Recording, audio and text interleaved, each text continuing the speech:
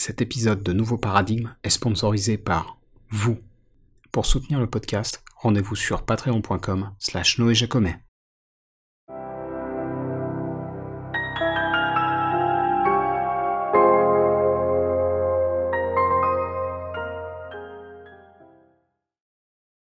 Salut à toutes et à tous, je m'appelle Noé Jacomet et je suis le créateur de Nouveau Paradigme, le podcast qui explore les différents courants de pensée qui parcourent notre société, sans tabou et sans préjugés. Alors aujourd'hui, je reçois Raphaël Bousquet. Raphaël est CTO, c'est-à-dire directeur technique, d'une entreprise qu'il a cofondée aux États-Unis en 2005, qui s'appelle ADF Solutions, pour Advanced Digital Forensics. Ce qu'on appelle forensics, c'est toujours un peu délicat à traduire en français. En gros, ça englobe un peu tout le travail technique et analytique qui intervient dans une enquête criminelle. Alors pour faire court, chez ADF, ils proposent une gamme de produits qui permettent à des équipes d'enquêteurs d'obtenir les données d'un appareil suspect directement sur site, qu'il s'agisse d'un smartphone ou d'un ordinateur. Alors vous vous en doutez, les forces de l'ordre, elles ont recours à ce type de technologie dans des contextes criminels bien particuliers, trafic en tout genre, terrorisme, pédocriminalité, et donc il y a toute une partie de l'interview qui va traiter d'ailleurs de ce dernier sujet. Donc voilà, soyez prévenus, cet épisode est un peu particulier et déplaisant par certains aspects, parce qu'on parle de ça, et même si on rentre pas dans les détails sordides, ça peut être un peu difficile à entendre. Maintenant, ça reste une réalité dont il faut avoir conscience, en particulier si vous travaillez dans un domaine lié à la tech, parce que vous allez voir que la diffusion de ces contenus semble augmenter d'année en année, et que le numérique permet à la fois de propager et de lutter contre ces tendances. Et donc sans plus attendre, voici Raphaël Bousquet. Raphaël, merci d'avoir accepté mon invitation et bienvenue dans Nouveau Paradigme. Mais merci à toi de m'avoir invité. Avec plaisir. Alors on a plusieurs thématiques à évoquer ensemble, notamment des sujets pas évidents et même assez sordides. D'ailleurs, les auditeurs et auditrices auront été prévenus de ça dans l'intro. Ces sujets, ce sont ceux des connexions entre la technologie et le milieu du crime, qu'il s'agisse de trafic standard, de terrorisme, et puis aussi, et c'est probablement le pire, des liens entre la technologie et la pédocriminalité. Donc toi, tu es confronté à ces sujets du fait de ton travail aux États-Unis, puisque tu es cofondateur et CTO de ADF Solutions, donc ADF Solutions pour le dire en anglais. Peut-être pour commencer, est-ce que tu peux me parler un peu de ton parcours, de ce que tu as étudié, et puis de comment tu as décidé de fonder donc ADF, je crois que c'était en 2005, c'est ça ? 2005, ouais. Ouais, moi, donc, effectivement, je suis français, né en France. J'ai fait mes études d'ingénieur à Grenoble. Et voilà, donc j'ai un parcours assez classique. J'ai été intéressé par les ordinateurs depuis tout petit. Les ordinateurs étant pas très très courants quand j'ai grandi, mais ça fait partie de mes passions, et donc un parcours professionnel assez classique de programmeur d'abord, pour évoluer sur gestion de projet un peu plus, architecture de logiciels. Et puis en 2004, 2003, 2004, dans cette période-là, la boîte pour laquelle je travaillais en France ouvre une antenne sur Washington DC. Et donc je m'embarque dans cette aventure pour faire grandir la boîte. Et puis un an après, je décide de monter ma propre boîte, en fait, voilà, avec un collègue qui bossait là-bas déjà, qui est un collègue américain. Et donc on se lance tous les deux dans cette aventure un peu folle de démarrer une boîte à l'étranger, enfin pour moi surtout, puisque étant juste avec une carte verte à ce moment-là. Donc on se lance sur ce projet. On avait identifié un besoin. Donc c'est pas parti d'une grande idée. J'ai toujours eu envie, moi, de démarrer, de lancer ma propre boîte. Et dans mon esprit, il fallait trouver une idée géniale à laquelle personne n'avait jamais pensé auparavant. Et puis finalement, c'est pas comme ça que ça s'est passé, forcément, comme toutes les idées un peu préconçues. C'est pas tout à fait la réalité. La réalité, c'est juste que on a vu des gens qui avaient des besoins, qui étaient pas vraiment satisfaits des solutions, et on s'est dit, vu notre expérience, on a peut-être quelque chose à offrir, et donc on s'est lancé un peu comme ça à l'aventure, en trouvant des financements, en trouvant de quoi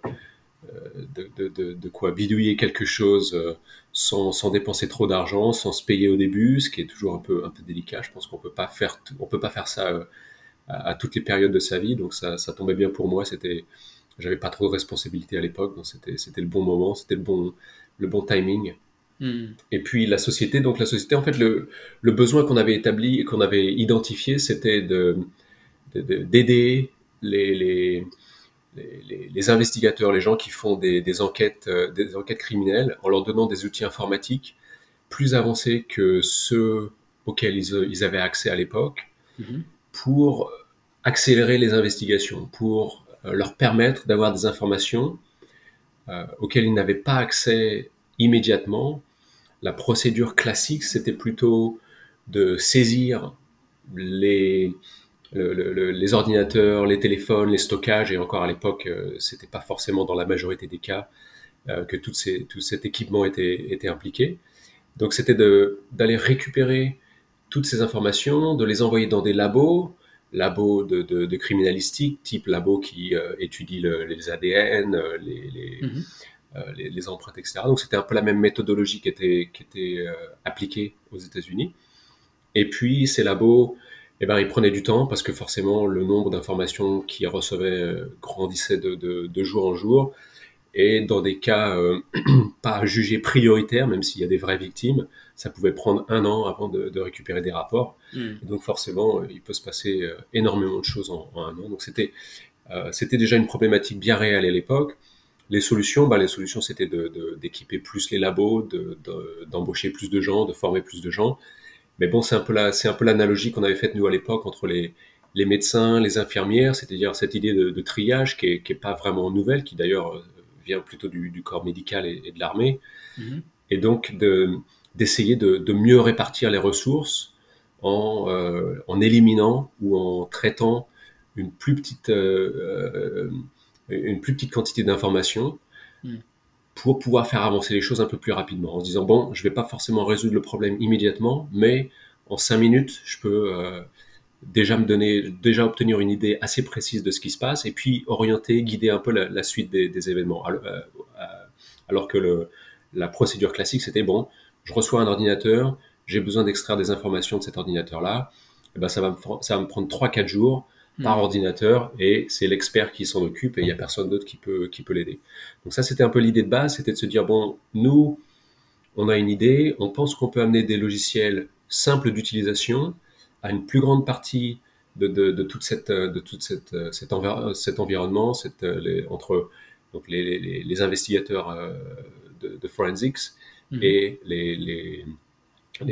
les enquêteurs de terrain, et en se disant, ben voilà, eux, on peut leur donner des outils qui leur permettent peut-être pas d'avoir 100% de l'information, mais 50%, sauf qu'ils sont sur le terrain, ils sont en face euh, aux victimes, ils sont en face des suspects, et ça peut ça leur apporte un support pour faire progresser leur enquête.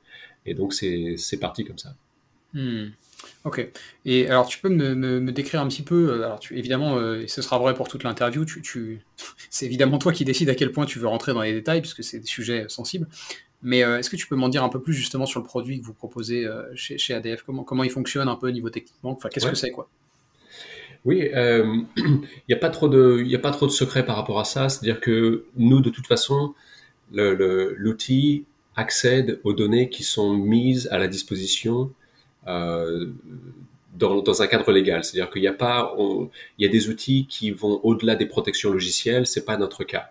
Mmh. Notre cas, c'est si c'est protégé par un mot de passe, alors il faut obtenir le mot de passe. Comment on obtient le mot de passe? Eh bien, soit c'est divulgué de façon volontaire, soit il y a un mandat qui force. Donc il y a tout un cadre juridique autour de notre application, et je pense que c'est une bonne chose. Comme tous les outils qui sont assez puissants, il faut qu'ils soient régulés, il faut qu'il y ait un cadre qui permette de comprendre quand est-ce qu'on peut s'en servir, quand est-ce qu'on ne peut pas Bien s'en sûr. servir. Notre outil à nous, donc nous on est un éditeur logiciel avant tout, Mmh. et notre outil à nous, c'est des, il y a plusieurs façons de l'utiliser, mais dans l'ensemble, on va aller, soit on cherche un ordinateur, soit on cherche un téléphone, soit on cherche du matériel de stockage, des clés USB, des disques durs, etc. Mmh. Et donc, en fait, notre outil à nous, il va chercher des informations en fonction de critères de recherche qui ont été préétablis. C'est-à-dire que je peux décider, tiens, j'ai besoin de toutes les images que tu peux trouver sur sur ce matériel, sur cet ordinateur, ou bien je voudrais savoir quels ont été les messages récemment échangés sur cet ordinateur ou sur ce téléphone-là, quels sites web ont été visités. Donc on établit tout un profil de recherche, et puis notre outil, nous, après, va recherche les fichiers, recherche tout ce qu'il peut trouver sur l'ordinateur, et puis présente ça le plus simplement possible à l'utilisateur qui, donc, en l'occurrence, est un détective ou un soldat, ou les utilisateurs qu'on a en général. Et justement, c'est là où je voulais en venir. C'est quoi le contexte le plus répandu sur lequel on est, enfin, disons, le contexte dans lequel on est le plus susceptible d'avoir besoin de l'utilisation de ton outil? Il y a vraiment, il y a plusieurs cas d'utilisation. Nous, nos clients, ils sont assez largement répartis. C'est-à-dire que au niveau de l'armée, on a des clients. C'est-à-dire que c'est des gens qui sont sur le terrain, en zone de combat, qui savent pas forcément à qui ils ont affaire. Les armées, les batailles modernes, c'est pas forcément une armée contre une autre armée. Bien sûr, ouais. Et donc, c'est un peu délicat. Donc, si on arrive sur le terrain, on veut savoir un peu plus si cette personne-là, de quel camp elle est. Donc, ça fait partie ça fait partie des cas d'utilisation de notre outil. On a aussi toutes les forces de police. Donc, les forces de police, c'est pareil. Ils ont énormément de responsabilités et beaucoup de types d'enquêtes. Donc, ça va de la pédopornographie, comme tu l'as dit plus tôt, jusqu'à les personnes manquantes, personnes disparues, des cas de fraude. Je pense que on peut dire de plus en plus que quasiment 100% des enquêtes à l'heure actuelle ont une composante digitale, numérique, et donc il y a toujours un peu d'information numérique qui vient apporter une information supplémentaire pour l'enquête. C'est aussi vrai pour tous les acteurs légaux, c'est-à-dire les avocats qui ont besoin de toute la phase de e-discovery, donc toute la période où on doit produire des informations quand un cas est en cours. Ça peut être aussi des cas de compagnies privées qui veulent savoir que leurs employés ne font rien d'illégal. Donc il faut pouvoir surveiller de temps en temps, il faut pouvoir vérifier de temps en temps ce qui est fait pour pas s'exposer à des risques légaux. C'est vrai dans les écoles. Les écoles, c'est-à-dire que tous les endroits où finalement on a des utilisateurs qui ont accès à des outils numériques, qui peuvent créer du contenu, qui peuvent visualiser du contenu, et ce contenu peut être illégal, alors il y a besoin de surveiller. Et donc nous, la solution qu'on apporte, c'est une solution qui permet de venir sur l'ordinateur ou le téléphone en question, d'extraire cette information et de décider après est-ce qu'il y a quelque chose d'illégal ou de dangereux, de risqué qui s'est fait sur cette machine. Ouais. Et tu mentionnais les différents contextes dans lesquels on utilise la solution de ADF. Et une question que je voulais évoquer avec toi, c'était parce qu'il y a tout un débat depuis notamment Snowden sur la confidentialité des données. Je sais que c'est un très très gros sujet pour beaucoup de gens, et notamment d'ailleurs dans les auditeurs de ce podcast, parce que j'ai pas mal de contacts et d'amis qui sont soit dans la tech, soit dans les milieux de l'open source, des choses comme ça, et évidemment il y a des enjeux démocratiques importants qui sont corrélés au sujet de la confidentialité des données, pardon. Et du coup là, pour commencer, je voulais connaître un peu ton analyse à toi de cette question-là. Et c'est vrai que c'est un sujet qui est compliqué. C'est-à-dire que en tant que citoyen moi-même, j'ai pas envie d'exposer mes données, j'ai pas envie qu'on sache ce que je fais. La réponse de dire si tu fais rien d'illégal, tu devrais pas avoir de soucis, ça me satisfait pas. Et donc c'est vrai que je me positionne avant tout en citoyen et en personne qui a pas envie qu'on regarde ce que je fais. Le cadre juridique, il est important pour nous, et c'est vrai que c'est la première protection, et c'est le cadre dans lequel nous on s'inscrit aussi. C'est-à-dire que il faut qu'il y ait un juge, il faut qu'il y ait une autorité compétente qui se soit positionnée et qui ait donné les accès aux données. Donc ça, c'est important pour nous et c'est pour ça aussi que notre outil ne va pas au-delà des protections logicielles qui sont en place, des mots de passe et des choses comme ça.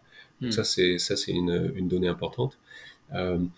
Évidemment, l'autre point de vue, c'est quand on est exposé au matériel que j'ai eu la chance, moi, de ne jamais être exposé, mais on travaille beaucoup avec les forces de l'ordre, qui donc sont exposés à des contenus pédophiles, et c'est très dur. C'est vrai que c'est très dur. Nous, on parle souvent avec ces gens-là parce que on essaie justement de positionner notre outil pour que juste, bon, de façon assez basique à comprendre, toutes les images auxquelles ils sont exposés, évidemment, au bout d'un certain temps, ça commence à leur peser sur le moral, il y a des complications. Et donc, nous, dans la définition de notre logiciel, on peut aussi les aider à moins voir ces choses-là. On peut flouter un peu les images, il y a des choses qu'on peut faire, donc c'est pas, on peut participer par rapport à ça. Et donc, quand on discute avec eux, on se rend compte qu'effectivement, c'est quand même quelque chose qui est horrible. Et leur problématique à eux, c'est de nous dire, mais si moi, j'ai pas accès à ces données, eh ben, il y a 3 victimes de plus dans un mois. Absolument. Et donc, voilà, il faut balancer ça entre moi, je suis citoyen lambda, j'ai pas envie qu'on sache où est-ce que je vais sur Internet, avec des victimes, des gens qui souffrent et des crimes. Et il n'y a pas... Il n'y a pas de solution miracle, sinon on l'aurait trouvé. Comme tous les problèmes dignes de ce nom, si on les a pas vraiment résolus, c'est il y a une raison. Donc c'est ça. On essaie de s'inscrire dans le cadre de la légalité. C'est vraiment notre cadre. On n'a pas, en tant qu'ADF, moi au cours de ton podcast, moi je réponds plus à titre personnel que Bien sûr. je représente pas vraiment ADF dans ce cas-là. Mais ouais, c'est pas un problème facile. Il faut balancer effectivement avoir accès. Je pense que ce qui a été fait par rapport à la rétention des données, c'est important. C'est-à-dire qu'une fois qu'on a récupéré des informations sur des victimes, des suspects, il faut garder ça un certain temps. Il ne faut pas garder ça indéfiniment. Donc tout ça, le GDPR, c'est comme ça qu'on dit aussi. Ça donne un bon cadre aussi pour comprendre un peu la rétention des données. Donc ça fait partie des choses qui sont importantes. Toute cette initiative européenne de GDPR est intéressante parce qu'elle influence énormément. Même nous, aux États-Unis, on a vu énormément de changements à cause ou grâce à cette initiative. Et c'est plutôt positif. Ouais, c'est vraiment important, je pense, que tu dis, parce que, en fait, moi, dans mes cercles d'amis, de connaissances et tout ça, justement, il n'y a pas forcément énormément de gens qui sont comme toi en contact avec les forces de l'ordre, et donc ils n'ont pas ce miroir-là voilà, du coup que ça a d'être entre guillemets absolutiste dans le domaine de la confidentialité des données. C'est quelque chose que j'aimerais, un message que moi j'aimerais faire passer sur ce sujet-là, c'est que en fait, c'est très étrange comme idée, parce qu'il n'y a pas d'équivalent dans le monde réel. Ce serait impensable que dans le monde réel, on ait chacun chez soi une chambre forte, où on dise, bah, non, finalement, vous ne pouvez pas accéder. Quoi qu'il arrive, personne ne pourra accéder. Et pourtant, chez certains, il y a cette tendance à vouloir que nos smartphones, nos ordinateurs soient de vraies chambres fortes. Et bah, il y a un moment où il faut se rappeler que quand même, qu'il y a des choses graves qui sont facilitées ou commises avec l'aide et l'appui de cette technologie.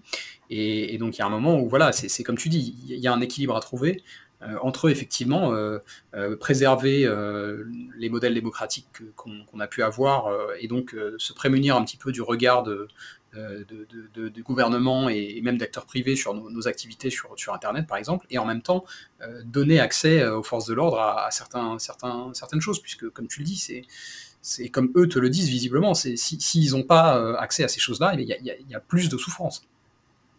Donc ça me paraissait important.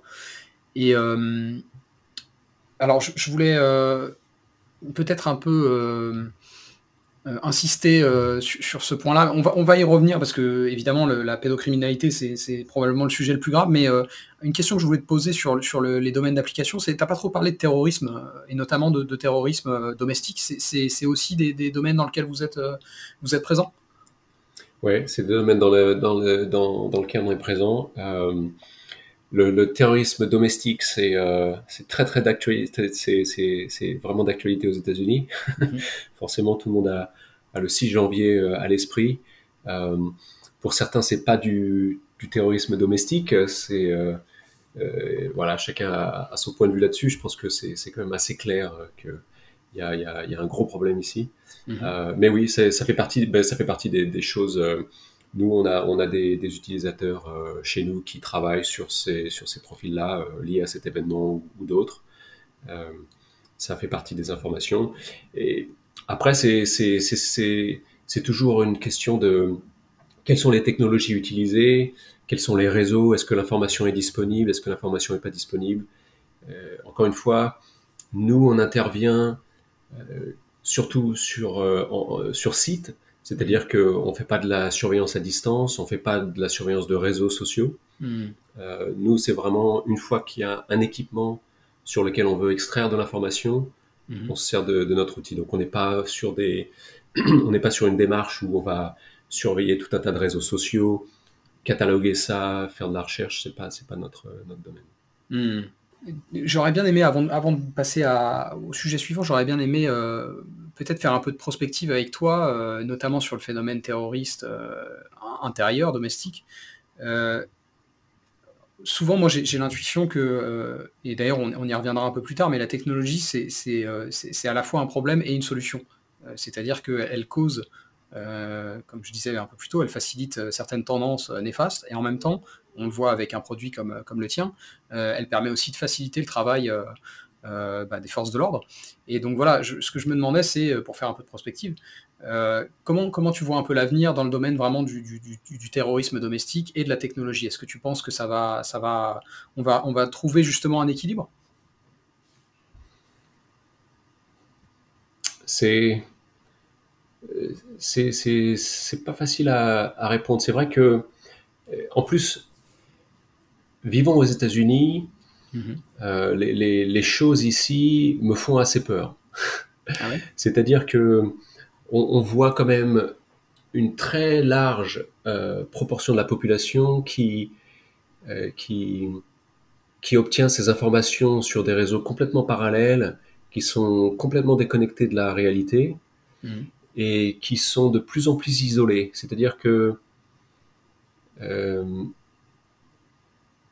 par rapport à la technologie qu'ils utilisent, enfin par rapport à est-ce que est-ce que la technologie va réussir à résoudre ces problèmes d'isolation, de fausses informations. C'est pas facile à dire. C'est-à-dire que l'hyperconnectivité semblait très prometteuse pour les démocraties et permettait d'être plus transparent ou semblait avoir une promesse de transparence Mhm. qui, il semblerait que c'est pas dans cette direction qu'on évolue. Alors je sais pas, c'est un problème assez intéressant par rapport à ADF et ce que nous on fait. Encore une fois, je pense pas que ce soit très connecté parce que on parle plus de réseaux sociaux et de connexion entre Mhm. personnes ici. Donc par rapport à notre solution technique, c'est pas forcément corrélé. Mhm. Mais d'un point de vue personnel, est-ce que cette technologie, l'internet, les réseaux sociaux et toutes les technologies qui tournent autour de ça vont aider les sociétés à progresser ou ça peut nous faire nous faire retourner en arrière. Pour l'instant, aux États-Unis, ça semble plutôt nous faire régresser un peu. C'est-à-dire que les gens se rendent compte que une idée un petit peu folle peut générer beaucoup d'intérêt, alors qu'avant, si on n'était pas tellement connecté ou si les façons d'être connecté n'étaient pas évidentes ou passaient par des, des, des, des autorités qui filtraient un peu les médias, des scientifiques ou des personnes avec un peu de connaissances, Mhm. donc ces barrières ayant disparu, les gens qui ont des idées un peu folles se connectent entre eux et on se rend compte qu'il y en a peut-être beaucoup plus qu'on ne le pensait. Ouais, c'est intéressant. Ouais. Ouais, c'est vrai qu'il y a un C'est, côté. On a rendu avec les technologies et les réseaux sociaux, on a rendu l'ignorance open source au même titre qu'on a rendu la connaissance open source, quoi. voilà, exactement. Donc ça, c'est pas, ça fait peur. Et c'est vrai qu'avec des conséquences donc très réelles aux États-Unis qu'on vit au jour le jour et qui font un peu peur. Mais donc je sais pas si j'ai répondu à tes Si, questions. J'ai si, l'impression d'être un peu. c'est des sujets. Non, non, moi, au contraire, j'aime bien élargir et donc voilà, c'est très bien de faire. Ouais. Euh, et donc je voulais alors du coup embrayer sur le pire des sujets. Avant ça, je voudrais peut-être réitérer mes mises en garde pour les auditeurs, parce que je sais qu'il y a des jeunes parents qui écoutent ce podcast, et puis aussi des gens qui travaillent dans l'éducation, dans le domaine de la petite enfance, etc. Donc voilà, on va être amené à parler de choses qui sont épouvantables, je ne sais pas comment le dire autrement. Donc voilà, si vous n'êtes pas prêt à entendre ça, à entendre parler de pédocriminalité, c'est peut-être le moment d'arrêter l'épisode. Par contre, et ça c'est important. Si vous êtes parent, si vous êtes éducateur, il faut écouter. Ouais, C'est pas confortable, bien sûr. mais enfin, je sais pas en fait de quoi on va parler, donc je peux pas dire il faut Ouais, non, écouter, il mais faut pas c'est écouter, c'est évidemment mais pour les gens il qui faut sont être trop sensibles. sensible. Ouais, Ouais, ouais, ouais. Mais c'est sûr que c'est des messages importants, mais je préfère mettre en ouais, garde les ouais. gens parce que moi j'ai lu un petit peu des choses sur ces sujets. Je t'en ai déjà parlé d'ailleurs, notamment il y a un journaliste du New York Times qui s'appelle Gabriel Dance qui a fait une série d'articles sur ce sujet-là, la pédocriminalité. Et voilà, ne serait-ce que lire des témoignages, c'est déjà extrêmement dur. Donc ça rejoint ce Mhm. que tu disais. Ouais. Je n'ose pas imaginer pour les policiers, enfin les forces de l'ordre en général, qui sont amenés à visionner ce genre de choses.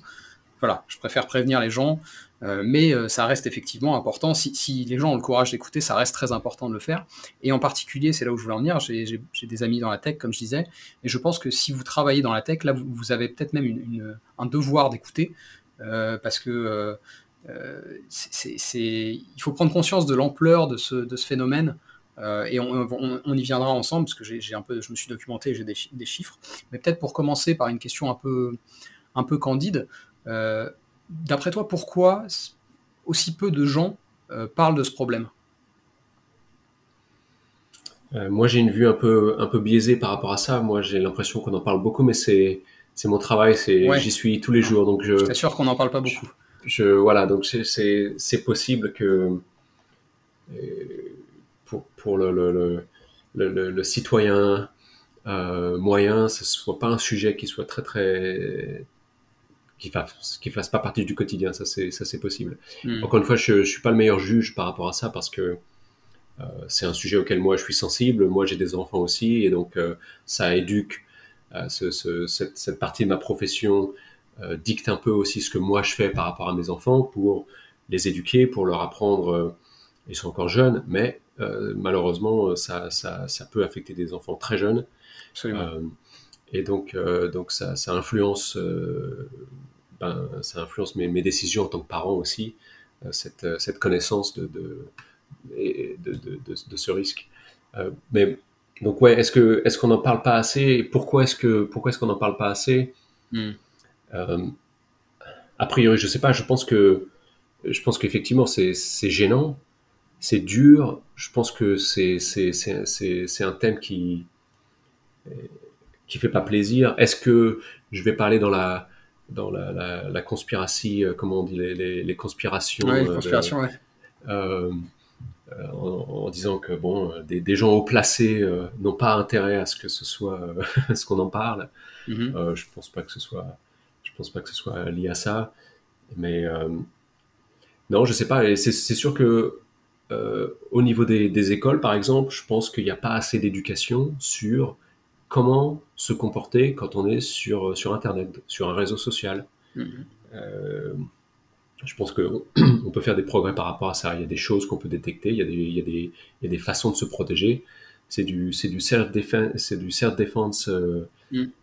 virtuel. Et je pense qu'il y a des choses à faire. Justement, tu peux donner les détails d'après toi, quelles sont les bonnes pratiques que chacun peut mettre en place, parce que moi je suis pas parent, contrairement à toi, donc voilà, j'ai pas forcément la légitimité, mais quelles sont les bonnes pratiques à mettre en place avec vos enfants pour justement essayer de les éduquer sur ces questions, en étant à la fois doux et pédagogue, et en leur faisant comprendre que c'est des choses graves qui sont vraiment dangereuses, quoi. Ouais. Et les premières choses auxquelles moi je pense immédiatement, c'est savoir ce que son enfant fait sur Internet, sur son ordinateur, sur son téléphone ou quelle que soit la plateforme qui soit connectée. Mhm. Il faut être au courant, il faut surveiller. C'est vrai que quand on est parent, on a beaucoup de choses à faire. Qu'on ait 1 ou 10 enfants, c'est de toute façon, il y a énormément de choses à faire et on peut avoir tendance assez facilement à donner la tablette parce que on a besoin de 30 minutes de repos et on sait que ça va nous garantir 30 minutes, mais ça fait partie des 30 minutes pendant lesquelles on se rend pas forcément compte, mais notre enfant peut être en danger en fait. Et Mhm. qu'est-ce que ça veut dire? Ça veut dire qu'il faut discuter.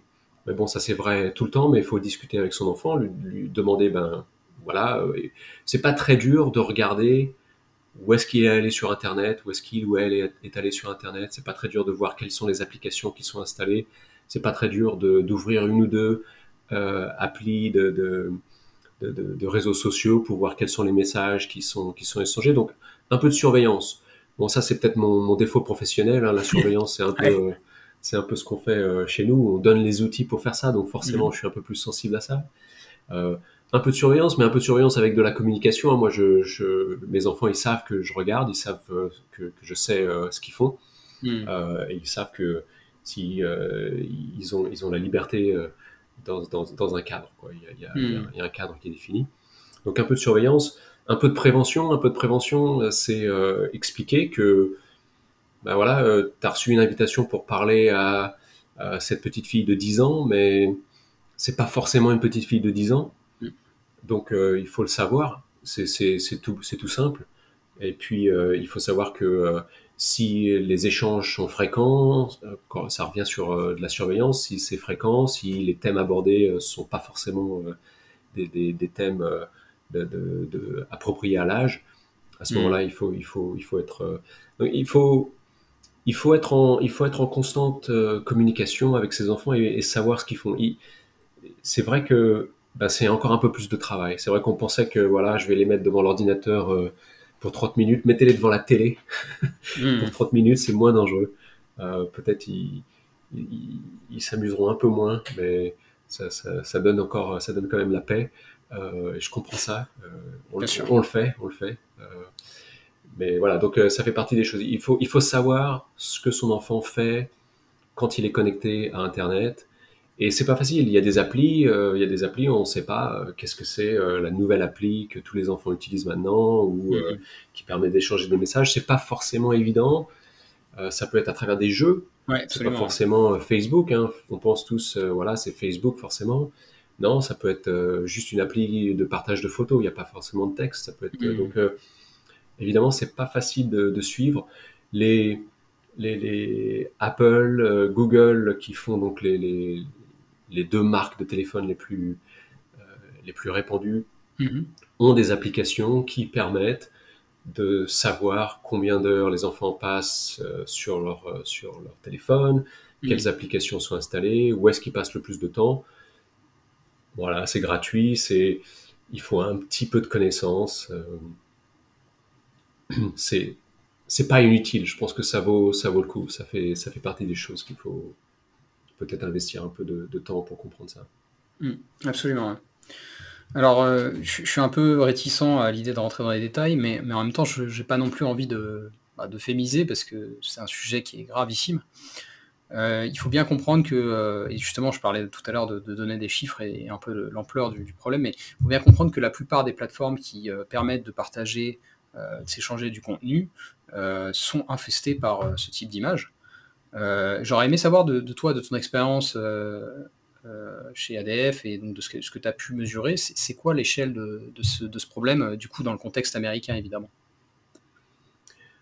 Alors moi, j'ai pas énormément de chiffres par rapport à ça. Ce que je sais, c'est que nous, les forces de police qu'on équipe, Mmh. à peu près 80% des cas sur lesquels ils bossent sont des cas de pédopornographie. Mhm. Donc c'est quand même énorme. C'est plus que la moitié de tous les cas sur lesquels ils bossent. Et on peut se dire que bon, les forces de police ont quand même beaucoup de choses à faire et il y a une grosse variété de cas. Donc ça, c'est un chiffre qui est réel et sur lequel nous, on se base pas mal Mhm. pour développer notre solution, pour qu'elle soit adaptée particulièrement à ce type d'investigation. Mhm. Euh, Après, quantifier ça différemment, j'aurais du mal. Je peux pas dire sur telle plateforme, ça occupe tant de place.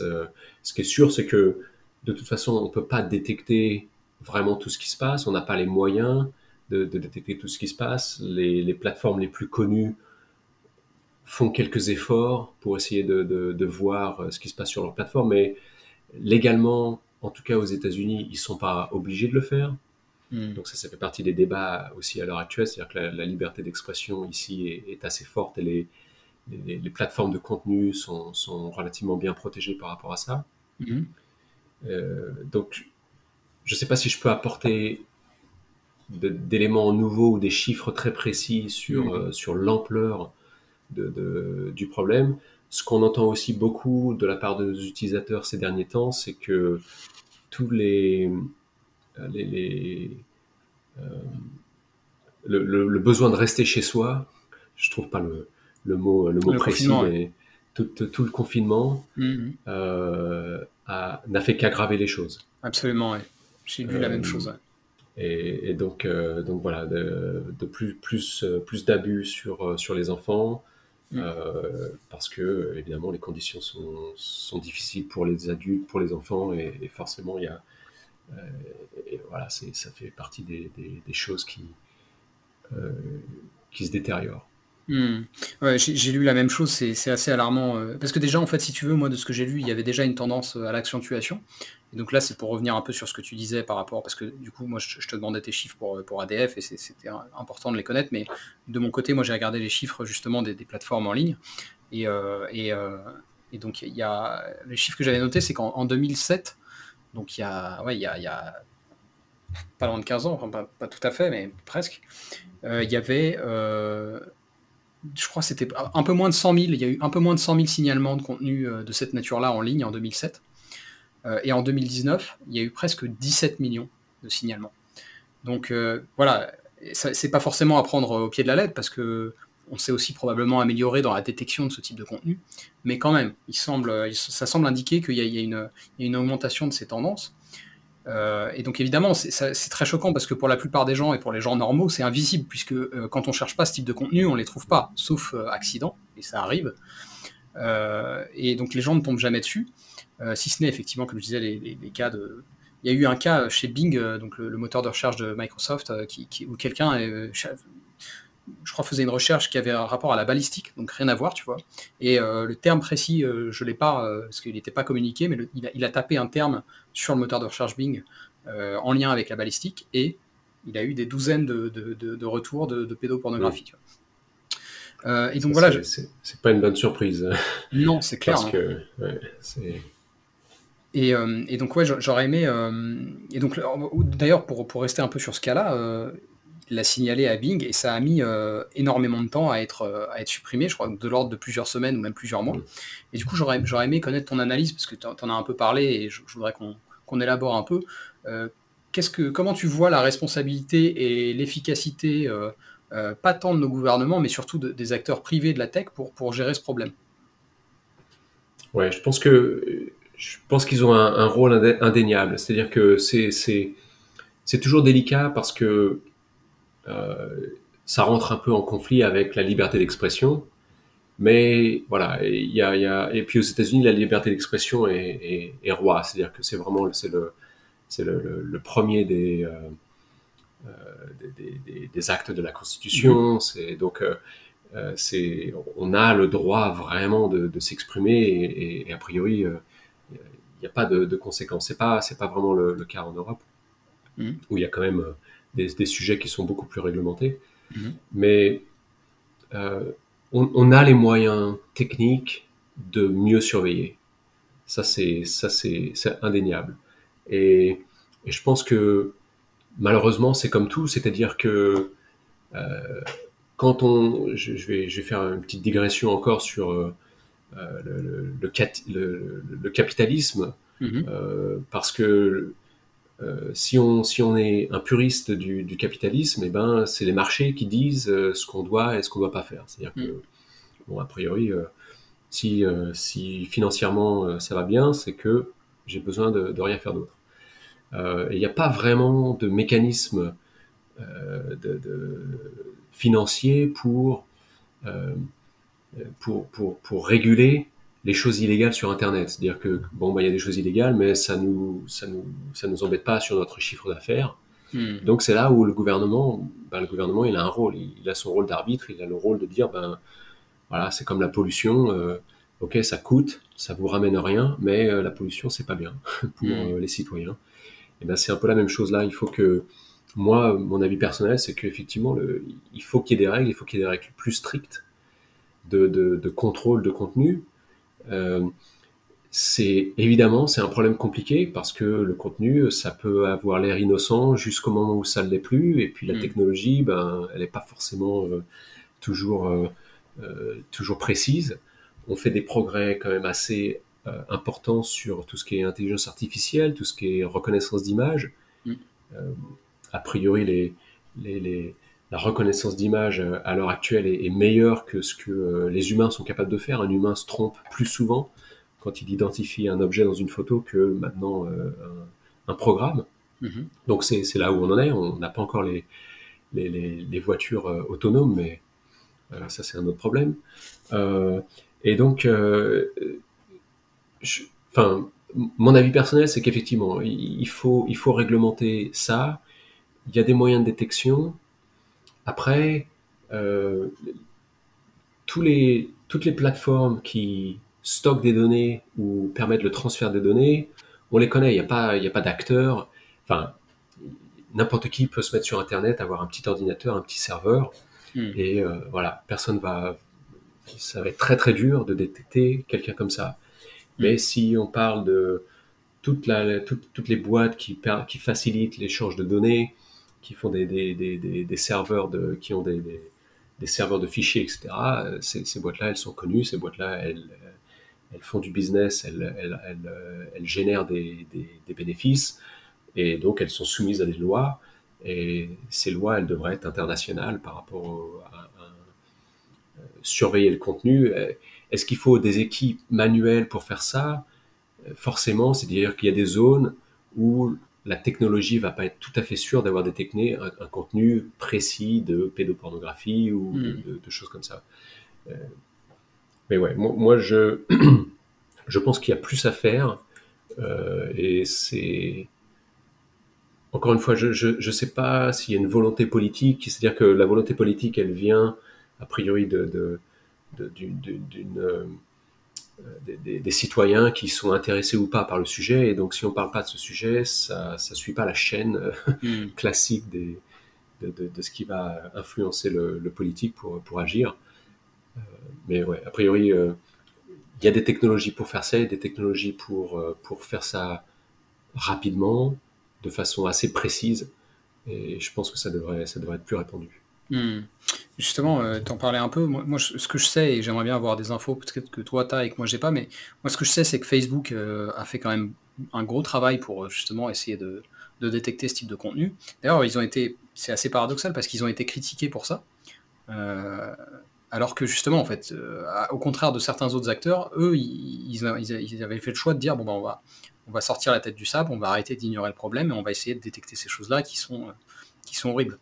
Et donc, ouais, j'aurais aimé savoir si tu avais peut-être d'autres données que moi j'ai pas sur d'autres entreprises, parce que moi je sais très bien que par exemple Dropbox, Zoom, pour en citer quelques autres, il y a eu des faits divers absolument atroces comme ça sur ces plateformes-là. Et donc, ouais, je me demandais si, hormis Facebook, tu connaissais d'autres exemples voilà, de très grandes boîtes américaines de la tech qui avaient fait un petit peu de travail là-dessus, quoi. J'ai pas vraiment connaissance de ça en particulier. C'est pas, encore une fois, tout ce qui est serveur et Ouais, internet, bien c'est sûr. pas vraiment notre domaine. Hmm. Donc j'ai pas énormément d'informations là-dessus.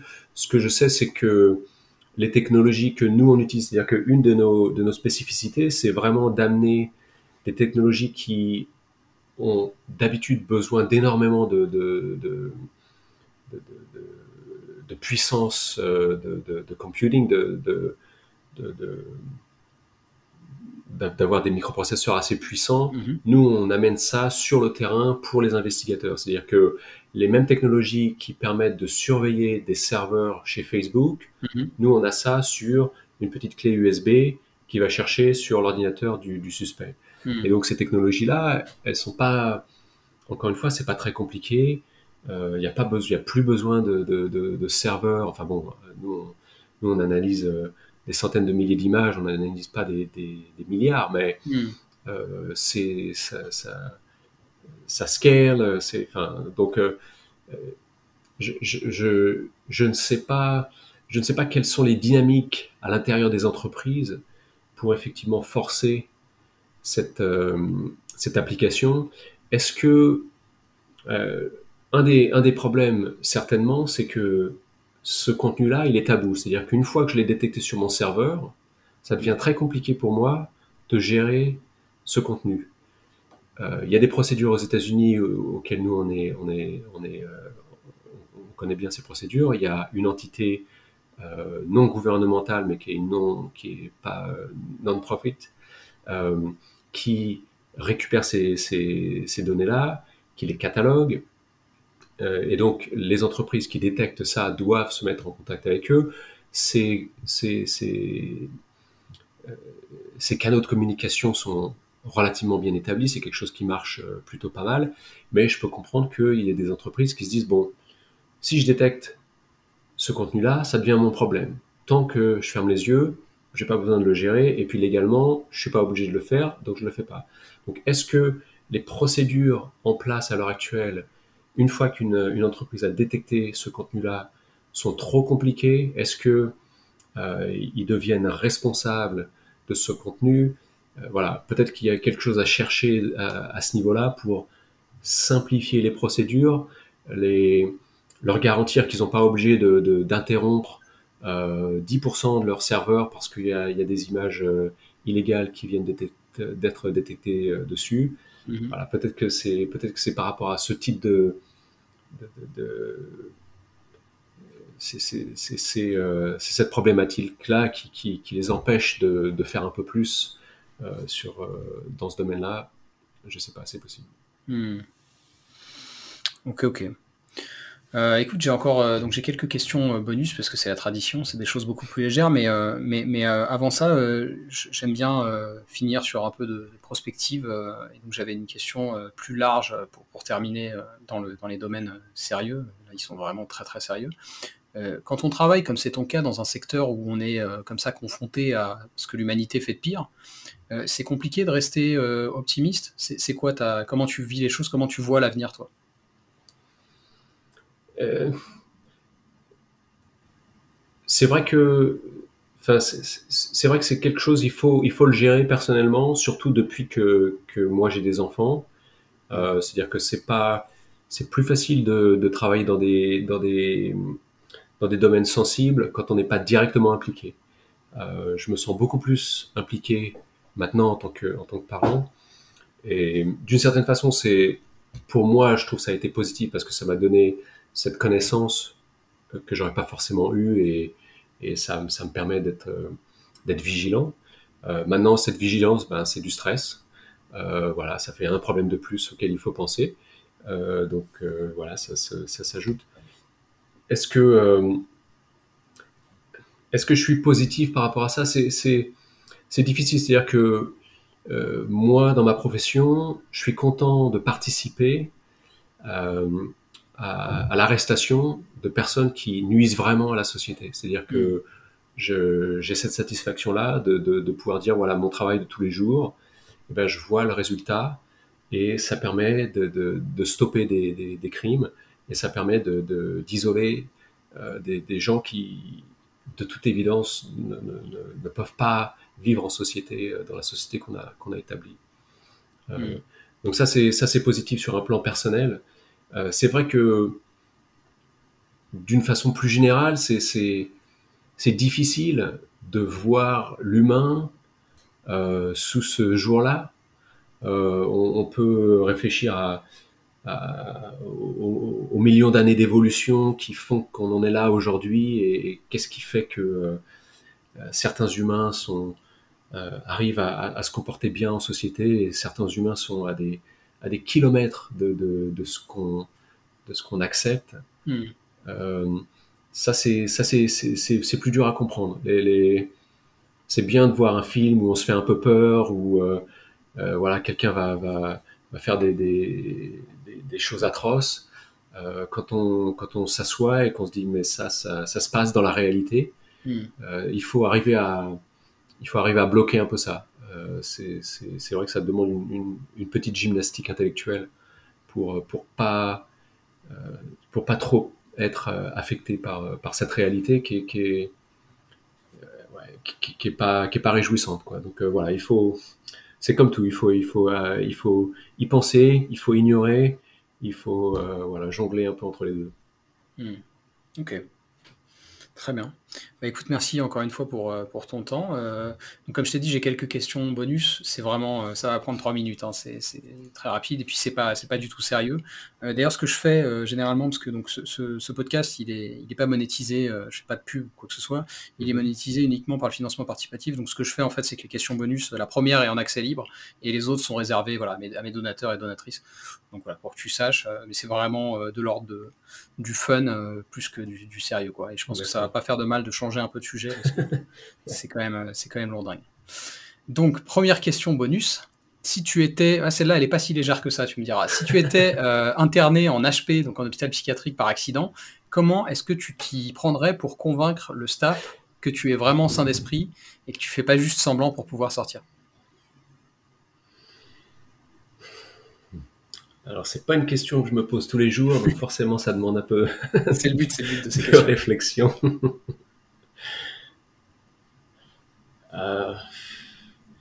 Déjà, je sais pas si je suis très fort pour convaincre les gens.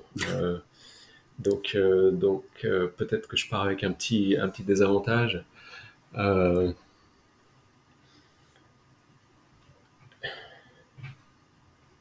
Et ça, je pense que je repartirai sur la base. Qu'est-ce qu'on me reproche? Pourquoi je suis interné? Déjà, il faut que je comprenne un peu le problème pour essayer de le combattre. Donc, est-ce qu'on me reproche d'être asocial, d'être dangereux, pour essayer de pouvoir voir un peu, bon, si on me reproche ça, alors je vais essayer de montrer qu'en fait, je suis pas dangereux. C'est plutôt, moi je préfère convaincre par les faits plutôt que par la parole. Donc a priori, je pense que c'est une attitude que j'adopterais dans cette situation-là, d'essayer de montrer, particulièrement quand je sais qu'on m'observe, sans montrer que je sais qu'on m'observe, que voilà, il n'y a pas de souci à avoir à mon égard, et que la raison pour laquelle j'ai été interné n'est pas valide. Et voilà, je pense que j'essaierai de m'en sortir comme ça, avec du temps. Je pense que je prendrai mon mal en patience. Ok, super. Bah écoute, merci beaucoup encore une fois de m'avoir accordé ce temps. Et puis bravo, parce que c'est, voilà, encore une fois, c'est des sujets qui sont, c'est facile pour personne d'avoir à gérer ça, mais il faut qu'il y ait des gens qui les gèrent. Et donc voilà, moi je suis vraiment admiratif de toutes les personnes qui travaillent dans ces milieux-là, qui aident à lutter contre ces fléaux, parce que c'est important, quoi. Donc bravo. Et merci, puis, merci. Avec plaisir. Et puis à bientôt.